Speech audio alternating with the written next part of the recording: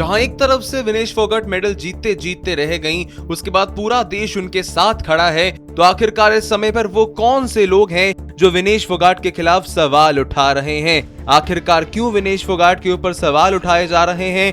कि अगर उन्होंने पिछला ओलंपिक्स 53 किलोग्राम की कैटेगरी में खेला था, तो इस साल के ओलंपिक्स के रेसलिंग में 50 किलोग्राम की कैटेगरी में क्यों खेली आखिरकार विनेश फोगाट? और पूरे ट्विटर पर इस समय पर क्यों ट्रेंड हो रहा है 53 केजी? इसके बारे में सारी जानकारी आपको देंगे हमारी इस खास रिपोर्ट में कि वो क्या मजबूरी आ गई जिसके चलते विनेश फोगाट को अपनी कैटेगरी को 53 किलोग्राम से 50 किलोग्राम पर लाना पड़ा, जिसके चलते विनेश फोगाट मेडल जीतने के बावजूद भी मेडल को अपने नाम पर नहीं कर पाई हैं। पटियाला के राष्ट्रीय खेल संस्थान के 2 हॉल में 12 मार्च 2024 को जब पेरिस ओलंपिक्स के रेसलिंग के ट्रायल्स और सिलेक्शंस चल रहे थे, उस समय पर हंगामा मच गया जब पहलवान विनेश फोगाट ने 50 किलोग्राम और 53 किलोग्राम दोनों श्रेणियों में हिस्सा लेने का विकल्प चुना। इसके बाद वह 50 किलोग्राम का ट्रायल जीतती हैं और 53 किलोग्राम के ट्रायल में वह टॉप 4 में रहती हैं, जिसके चलते पेरिस ओलंपिक्स 2024 के लिए विनेश फोगाट को 50 किलोग्राम की कैटेगरी में रखा गया, जबकि उस समय पर भी विनेश फोगाट का वजन 50 किलोग्राम से ज्यादा था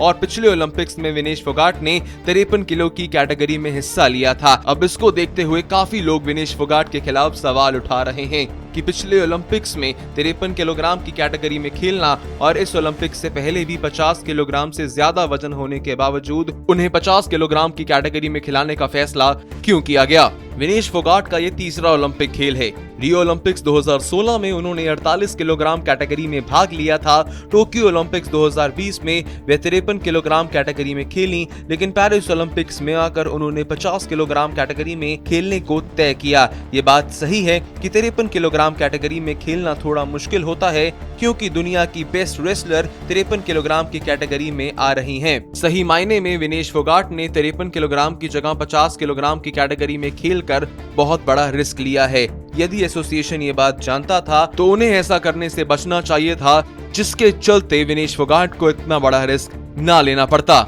और ना ही मेडल गंवाना पड़ता। वहीं दूसरी तरफ से इसके बाद इस मुद्दे ने सोशल मीडिया प्लेटफॉर्म एक्स के ऊपर भी काफी ज्यादा तेजी पकड़ी है, जबकि पूरे भारत के अंदर 53 केजी ट्रेंड होने लगा, जहां काफी लोगों ने ये सवाल उठाए कि विनेश फोगाट को आखिरकार 50 केजी की कैटेगरी में क्यों खिलाया गया, जबकि पिछले ओलंपिक्स के अंदर विनेश फोगाट ने 53 केजी की कैटेगरी के अंदर खेला था। जबकि दूसरी तरफ से कुछ लोगों ने ये भी सवाल उठाए हैं कि विनेश फोगाट ट्रायल्स के दौरान 53 केजी की कैटेगरी में टॉप 4 में रही थी, जबकि 50 केजी की कैटेगरी में उन्होंने शीर्ष पर खत्म किया था। इसी को देखते हुए विनेश फोगाट ने 50 केजी की कैटेगरी में खेलने का फैसला किया, जिसके चलते शायद उनका मेडल जीतना आसान था। यहाँ पर अगर सोशल मीडिया पर देखा जाए, फैंस कहीं ना कहीं 2 टुक में बढ़ चुके हैं, जहाँ पर कुछ लोग इस समय विनेश फोगाट के साथ हैं और बिल्कुल कुछ लोग विनेश फोगाट के खिलाफ सवाल भी उठा रहे हैं कि उन्हें 50 केजी की कैटेगरी में खेलने की आखिरकार जरूरत क्या थी। जबकि फिलहाल दूसरी तरफ से CAS का फैसला आने का इंतजार है। इसमें इस बात का आखिरी फैसला हो जाएगा कि क्या विनेश फोगाट को जॉइंट सिल्वर मेडल विनर घोषित किया जाएगा या फिर नहीं।